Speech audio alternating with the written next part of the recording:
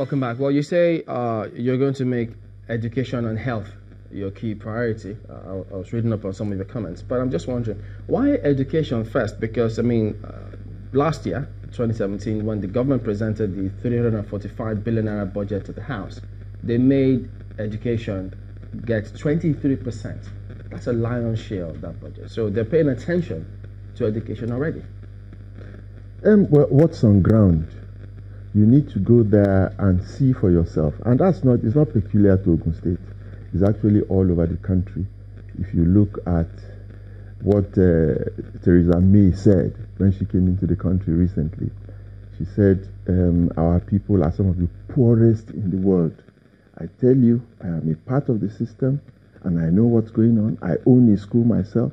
I know the state of education in Ogun State, one that should be foremost in the world.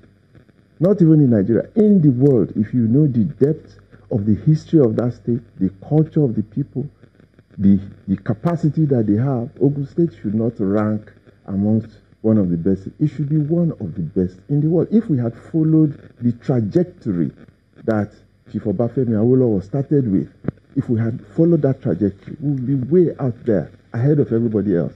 Right now, we are way, way, way, way behind. And so it's not just limited to education. Okay, but what's your plan for education?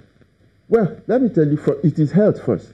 I learned when I went to the UK that, look, when the people are healthy, when they are well, when they are happy, check the American Constitution. One of the very first things you find there is the pursuit of happiness. When the people are healthy, they are happy, then they'll be very, very productive. And so is it the hospitals or a buoyant economy that will provide that? It is everything about the well-being and the welfare of the people. Our people are hungry. Because of poverty, they cannot even think. Look at the conversations going on in our political space right now. You don't hear of pungent things. You hear of this person is not from this part, that person is not. Those are the conversations going on. Whereas we should be having conversations as to how to be part of those going to the moon. You need education because that is the key to life. That is the key to success in this modern world. But the quality has dropped so badly. When you talk about education here, is it like what is, or would you be looking at education that would lead to self-reliance? Absolutely. I was a product of that. I went to the Polytechnic, a very proud graduate of the Polytechnic. When we went there, I went to the Polytechnic because I listened to Professor Victor Olunloyo tell us about the future in middle-level manpower development in education, and that the future belonged to the middle class.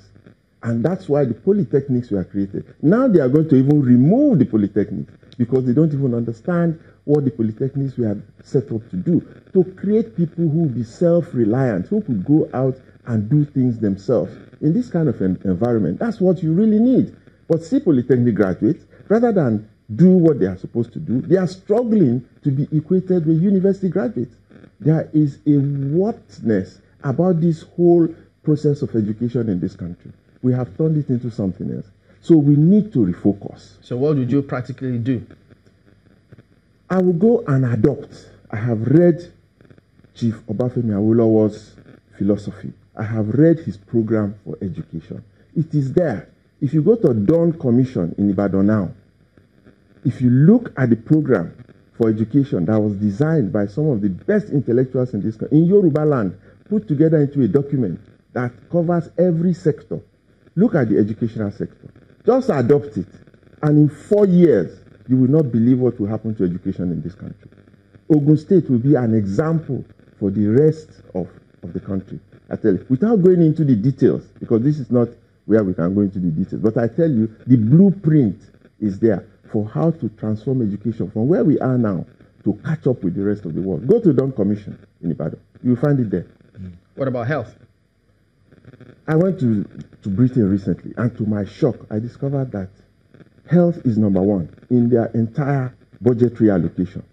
They said 150 billion pounds was allocated to health, more than what was allocated to education and defense.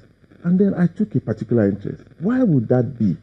And then I found out that that's actually the key. Look, our life expectancy now is about 52. people don't live for long. We have over 40 million Nigerians who are suffering from one heart-related disease or the other, caused by depression. Depression as a result of poverty. So these people, we are not healthy. We are not even healthy.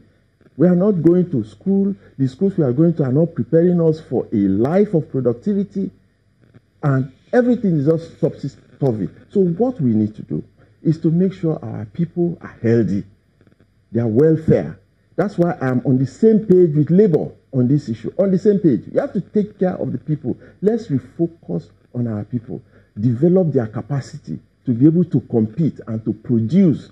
And once you do that, every other thing will start.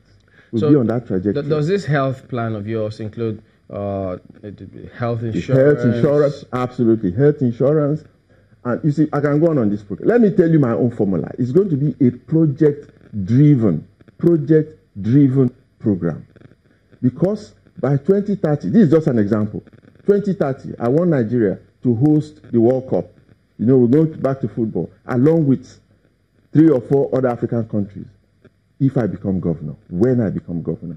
For you to host the World Cup, for example, you need to have certain provisions on ground.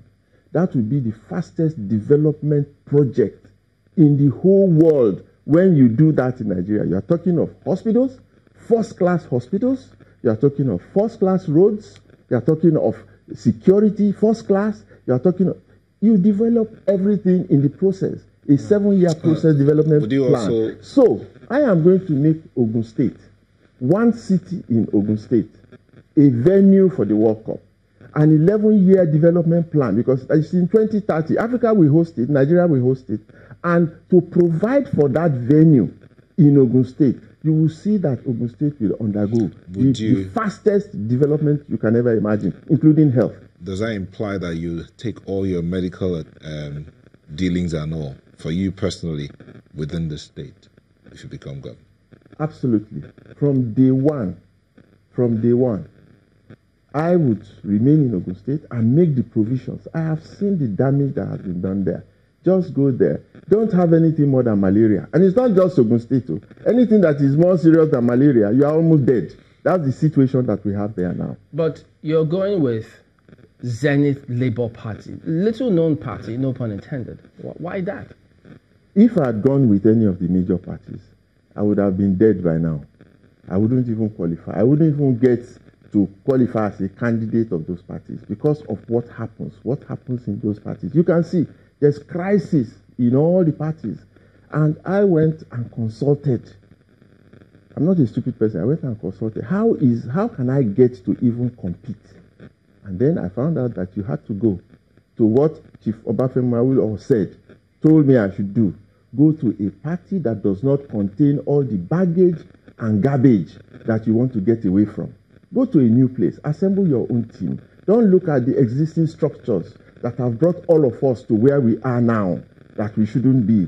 Go and establish your own new structures. Get new people. The capacity is there. The environment is there. The passion is there. You have the followership. You have a natural structure in place. You see the structure I have? Wait, by February next year, you are going to see the greatest electoral shock in our history. You will defeat the incumbent? No, there's no incumbent. No, the ruling party in the States. It's going to be such a landslide that the rest of the country will start to take lessons on how to get the people to come and vote for you. The people will come and vote for me. You said to compete. I was going to ask you about that competition. In competing here, do you think you have the playing field? Is it level enough for you to compete in? It is going to be by February of next year. And you've not heard me say anything about this political thing. We've been working quietly on the ground. I am working with the universe that has heard the voices of the poor people. People are crying, people are suffering, and God has heard their voice. And God said He will use the foolish things of this world to confound the wise. He has gone to pick somebody, no political background, no experience, no structure according to them, no money, no godfather, nothing. Somebody who is just like that, just coming in to come and challenge those who have everything. That is what is going to be the biggest miracle in our politics so far. Because I'm going to win the elections, And people are going to vote for me. The people who are suffering, the disenfranchised people, they are more in number.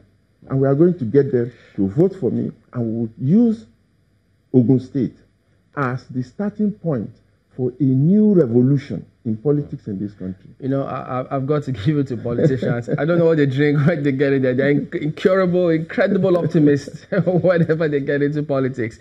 But I'm just wondering, moving to football now, if that kind of enthusiasm can get into football, because now we don't have Uzor in goal.